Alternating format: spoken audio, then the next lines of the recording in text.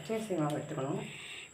எடுத்துக்கிட்டு அதில் மிளகாத்தூள், பச்சை மிளகாய், கருவேப்பிலை, அப்புறம் சோம்பு, பூண்டு, பச்சை மிளகாய், வெங்காயம் எல்லாத்தையும் போட்டு கொஞ்சம் உப்பு போட்டு நல்லா பிசைஞ்சிட்டு அதுக்கப்புறம் எண்ணெயில் பொரிச்சு எடுக்கணும். பச்சரிசி மாவு, கொஞ்சம் கடல மாவு, அப்படியே வெறும் பச்சரிசி மாவு தான் எடுத்து வச்சுருக்கேன்.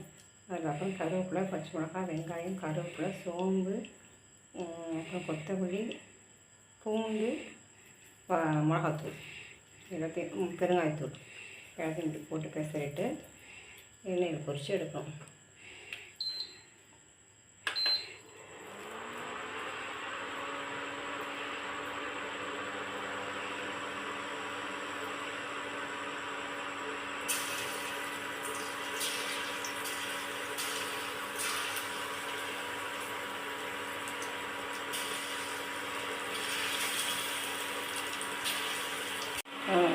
ரெடி ஆகிடுச்சு, கிறிஸ்பியாக இருக்குது.